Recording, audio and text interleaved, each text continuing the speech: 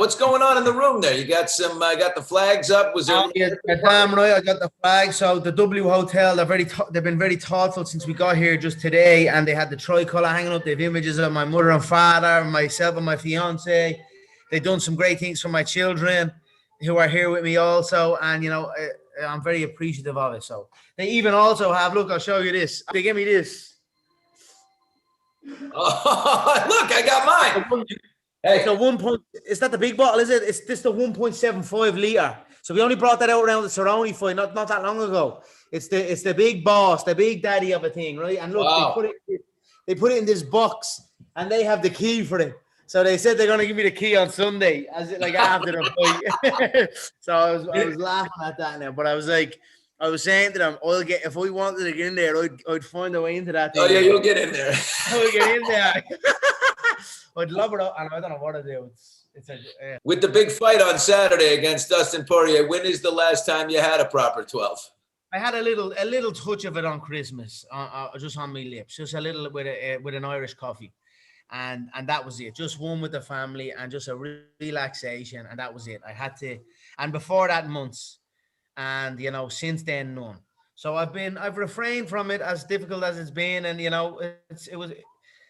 To do it over Christmas, to bring the weight down, to be around all my family and friends, enjoying themselves and whatnot, and it's been a battle, but I will reap the rewards for it. My Christmas will come on Sunday morning after this fight when we get the result we have worked so hard for, and for me during this process where I abstained from it and went through these sacrifices and struggles and this.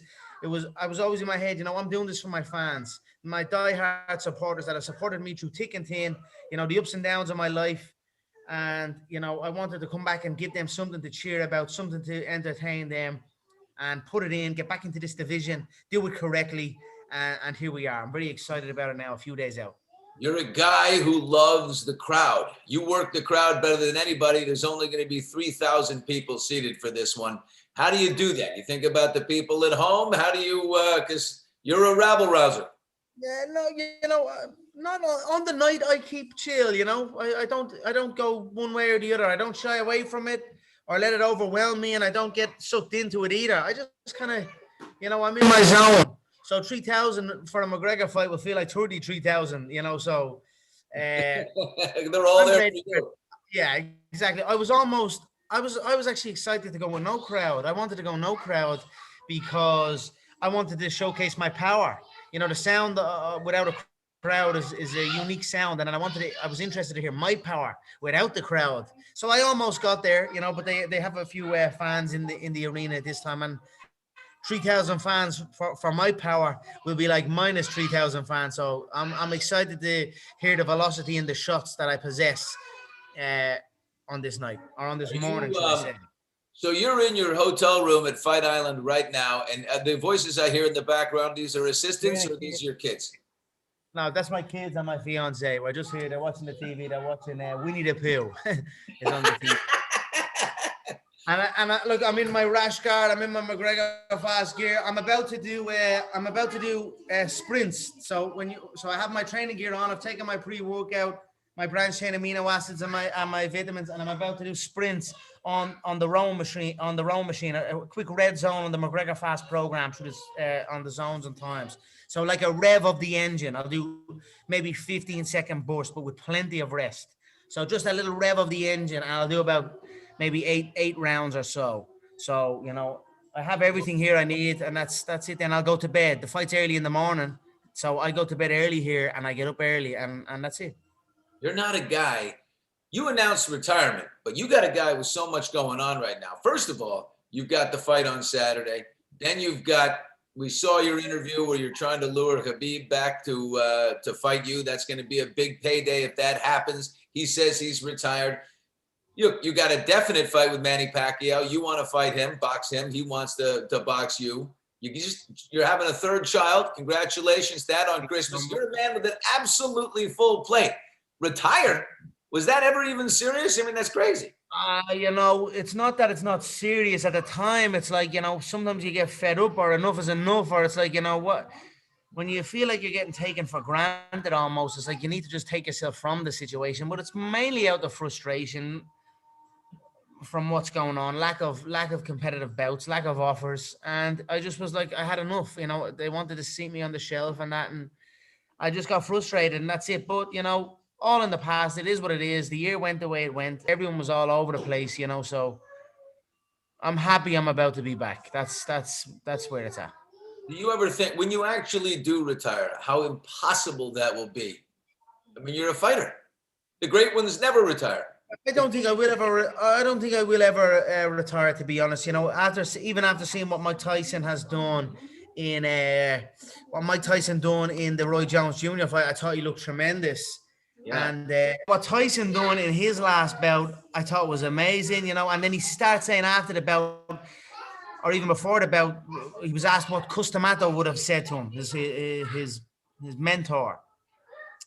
And he said, and I thought it was really interesting, Kuss would have said, what took you so long?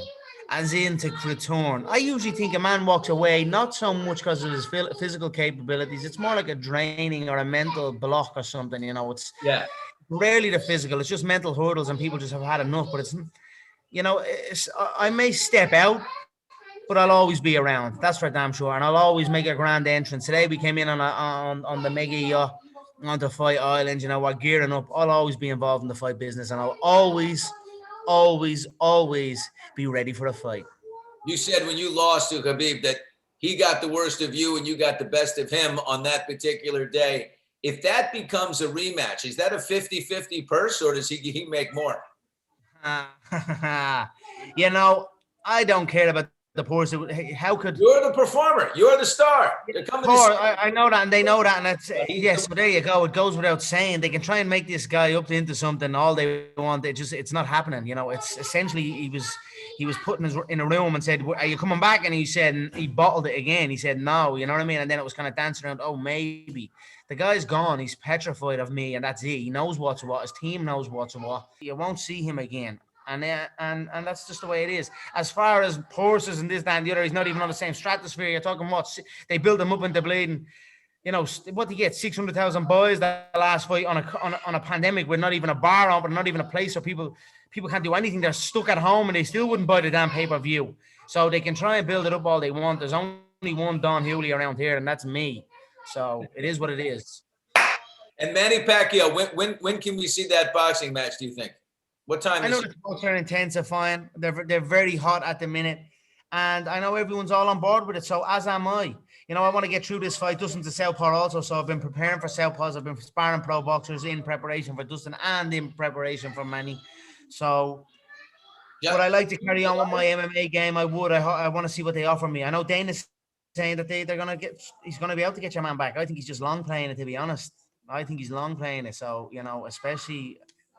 Let's see what happens when this performance gets put in. You're going to, like I said, you can only pull the wool over people's eyes for so long. It's going to be really evident now after this bout. So it is what it is. There's many other great bouts in mixed martial arts. I'll go through every one of them. I'll go through all them opponents that he had lackluster performances with.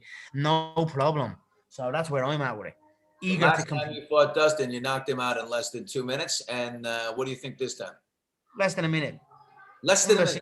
Seconds. Yeah. All this workout, all this sprints, all this stuff you're doing for 40 seconds of work.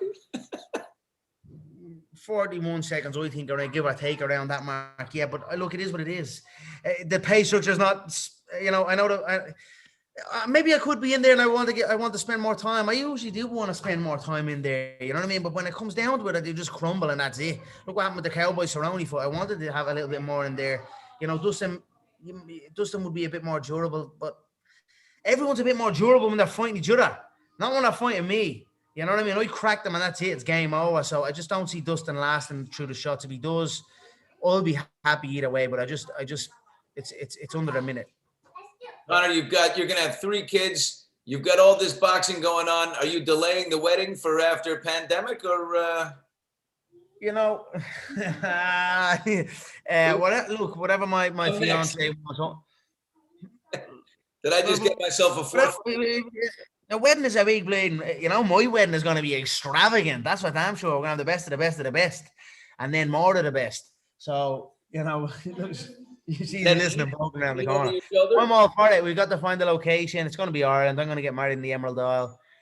and and then figure it out. So it's a big process, and let's see what happens. I'm ready for it all. When the fighting is done, do you see a future of action movies, things like that in Hollywood? You're such a showman. There is many offers. There's an offer right now, and I'm not going to say there's a nice offer to play a villain, and it's a good one. I get Really? these offers all the time, to be honest with you, and I'm all, let's see what happens. Let's see what happens. As long as it's on the schedule and on the clock, and I it like you doesn't. in like a Peaky Blinders, hitman. I get that all the time. Yeah, I get that one all the time. I was supposed to be in the Vikings, and I pulled out last minute. They were very upset with me, and I apologize over that. I don't know what it was. It's been the fight business for me, right? And show business. Although I know I can dominate show business handy. Honestly, I have enough experience with a camera in my face. I would not be phased by acting or any of that. And let's see what happens. Let's see. There's plenty on the table at the minute, and we're documenting my entire life as it is. I've been doing that. I've already had a movie in the cinema. It was a blockbuster. It broke records all over. You can get it on Netflix all over the world right now. The Notorious documentary. It finished at the Diaz 2, the rematch with Diaz. There's still. I carried on though. I won the second world title in New York. The breakthrough event for mixed martial arts in New York, Madison Square Garden. We've got all of that. We've got the Floyd Mayweather build-up. We've got the Khabib. We've got all the behind the scenes of that, the ups, the downs, the court, the trials. Then we've got the comeback with Cerrone. We've got the entire proper, going all over the globe with proper 12, the entire birth of that. We've got some mad content. Oh yeah, content is king, and I've got bags of it. I have got buckets of content, and we're keeping going. We've got some stuff in the pipeline with some major platforms, and you'll hear about that very, very soon. I've got an idea for you. I've been in this town a long time. They think you're going to do one thing, you go and do another. Okay, so they think you're going to be some badass fighter, in the movies. No. You go do a beautiful romantic comedy with Drew Barrymore. No problem. Yeah, no problem. D Barrymore. Yeah. Yeah, look, I would no problem. I done an ad for this crowd called Pegasus. It's a big horse racing event. It's actually the most exclusive horse racing competition on the planet. The highest purse for a horse racer to win. And I shot the ad for it, and I was out in California at the racetrack, and it was a comedy, and it was a comedy advert, and the director of it was the guy that done Waterboy with Adam Sandler and all that, all those, yeah, and he done all those comedies, and it was I was on the my co-star, would you say, in the thing. It was a big production, it was a huge production, but it was all comedy. But my co-star was like a real famous comedic actor. He was in The Simpsons and all. He's actually Marty Ziff in The Simpsons. The rich guy Marty Ziff in The Simpsons. He does his voice. That's how I knew him. I was like, oh my God, you're Marty Ziff. I love The Simpsons. But and I actually was all right. I felt it came across all right. So comedy wouldn't be a bad one either. No, so look, man, I gotta stay zoned in. There's a fight coming up, and I am ready. So let's see what happens. Yeah. No, good. Let's listen. I want to celebrate the baby on the way. I want to celebrate the movies, the fight this weekend. My man, I appreciate it. Nothing I like more than a good idea. I get this ball, right? They won't let me. They're locking it away from me and all the other, man. We'll get that. We'll have that with you on Sunday morning. I'm gonna have this, yeah. I'm gonna come straight from the arena in my gloves. I'm gonna have the tricolor over my waist or over my shoulders, and I'm gonna crack into this case. And I'm gonna get this bottle. I'm gonna have a drink, and I'm gonna toast to you. And I'm gonna make my way back to the yacht that's in the marina right across the road. And then that's it, party time, and have a buzz and celebrate and enjoy myself. So thank you so much. I hope you enjoyed that whiskey. Right, that's a 4-year age whiskey in aged in bourbon barrels. It's the smoothest 4-year age whiskey on the market, bar none. And we are only at the beginning of this. When we get to 6 years, when we get to 8 years, when we get to 12 years, I've even got barrels of proper 12 boxed off for my son from when he turns 21 years of age. So my son is going to turn 21. He's going to walk into a 21-year age proper 12 empire, and I'm very excited about that. You know, one, to show him, and two, to taste it myself. This stuff is fantastic, Conor. Good luck. Thank you, sure. Thank you so much. I appreciate that, Billy. So, my man, I'm with you. We can keep doing this. We can talk Hollywood all day long. All right. So, nice chatting to you, and I'll chat to you soon. And I wish you all the best. Go get him. Thank you so much, man. All right. Enjoy that proper 12. Thank you for watching. If you want more extra, hit the subscribe button and the bell so you'll never miss a video.